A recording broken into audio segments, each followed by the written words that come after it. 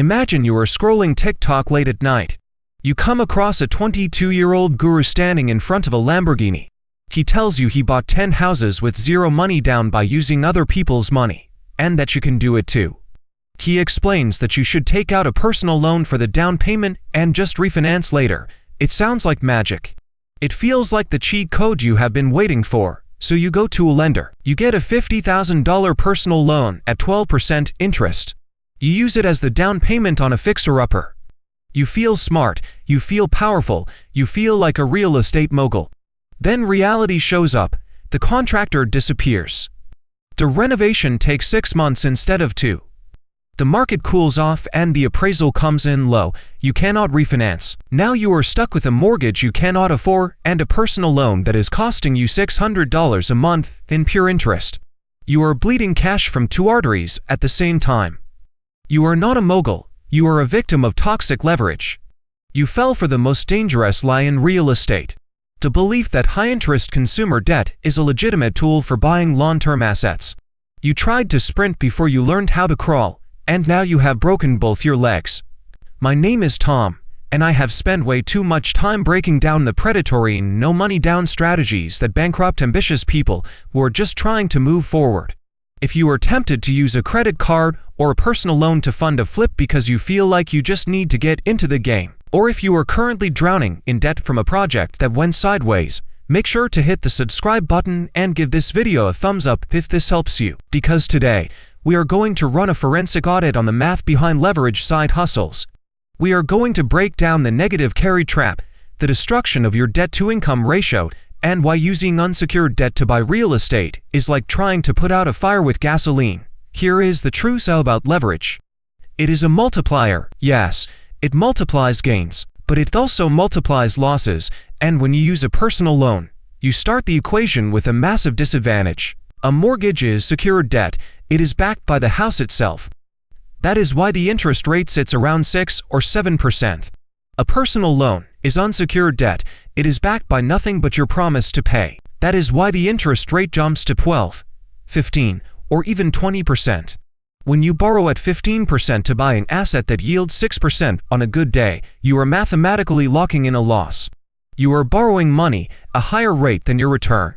This is called negative leverage. Every single day you hold that asset, you become poorer. You are paying the bank for the privilege of losing money. Now let's talk about the renovation delay trap.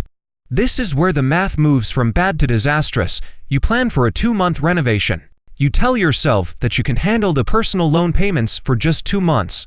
But anyone who has ever renovated a house knows that 2 months almost always turns into 6. During those extra 4 months, there is no rental income, there is no beer. But the personal loan payment still arrives every 30 days. Let's say that payment is $1,200. For extra months means nearly $5,000 unexpected cash going out the door. Do you have $5,000 sitting around? Probably not. Because if you did, you would not have taken the personal loan to begin with, so you put the payment on a credit card. Now you are paying interest on interest. You have entered a debt spiral. The project has not even produced $1 of revenue, and it has already wiped out your emergency fund and damaged your credit score. Now let's talk about the refinance myth. The gurus tell you to just use the BRRRR method. Buy, rehab, rent, refinance, repeat.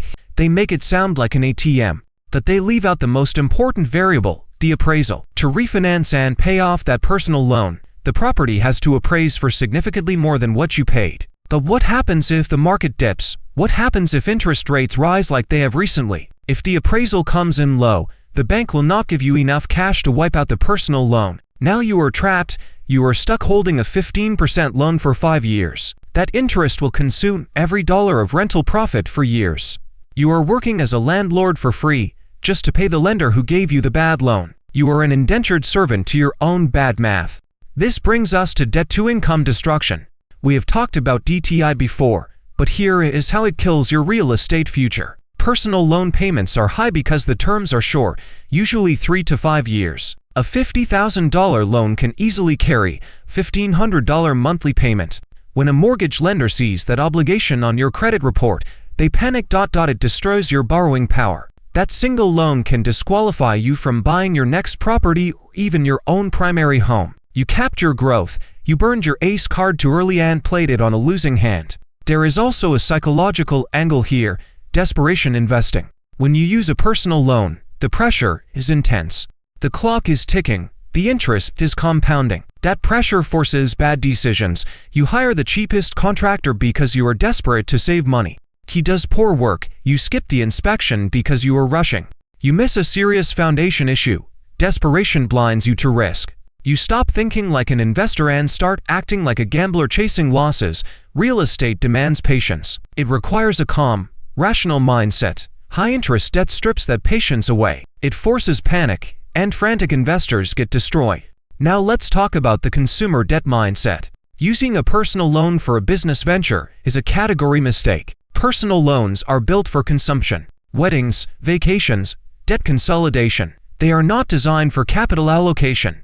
When you use consumer tools to solve business problems, you get consumer-level results. That means poverty instead of wealth. Business debt is priced based on asset performance. Personal debt is priced based on your credit score. When you mix the two, you pierce the corporate veil. You put your personal financial survival at risk for a speculative asset. If the LLC fails, the personal loan follows you home. It garnishes your wages. It damages your family's finances. You cannot walk away from it. At this point, you might be thinking, how else am I supposed to start if I do not have $50,000? Here is the hard truth no one wants to hear. If you do not have the money, you are not ready to be the money partner. In every real estate deal, there are two roles: the money partner and the hustle partner. If you are broke, you need to be the hustle partner. You find the deal, you bird dog, you manage the contractor, you bring in a partner with capital and split the equity. Yes, you give up 50%. But 50% of a profitable deal is better than 100% of a bankruptcy. Using a personal loan is an attempt to pretend you are the money partner when you are not. It is ego. It is impatience. It is skipping the proof of competence phase. So how do we fix this? How do we invest safely? Step 1 is capital accumulation. You save the first chunk of money the hard way. You earn it. You save it.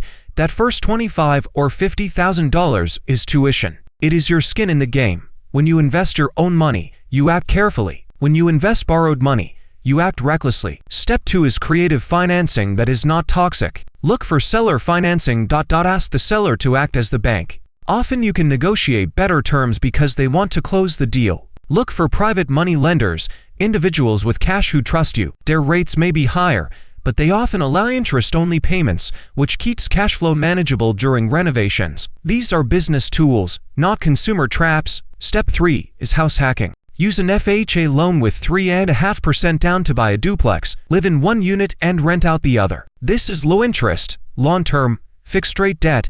This is good leverage. It lets you enter the game with minimal money without toxic math. This is the sustainable path. It builds wealth slowly, boringly, and inevitably. We need to stop chasing shortcuts. The no money down guru is selling a course, not a strategy. He profits from your tuition, not from his real estate. The real strategy is work, saving, and responsible leverage. Leverage is a chainsaw. In the hands of a professional, it builds homes. In the hands of a toddler, it cuts off limbs. If you are new to real estate, you are the toddler. Put the chainsaw down. Pick up a handsaw. Use your own catch. A side hustle is supposed to reduce stress, not increase it. If your side hustle keeps you awake at night worrying about loan payments, it is not a hustle. It is a nightmare. It drains your main career. You work 9 to 5 just to fund the illusion of being a real estate investor. So here is your homework. If you are thinking about taking a loan for a venture, calculate the worst-case scenario. Assume it takes twice as long and costs twice as much. Can you service the debt from your W-2 income without surviving on ramen? If the answer is no, walk away, find a partner, or wait. The deal of a lifetime shows up every week. A bankruptcy lasts 7 years. If this video saved you from a 15% interest rate disaster, drop a comment below. Tell me the worst real estate advice you had ever heard on TikTok. Let's expose the bad math. Thanks for watching. I'll see you in the next one.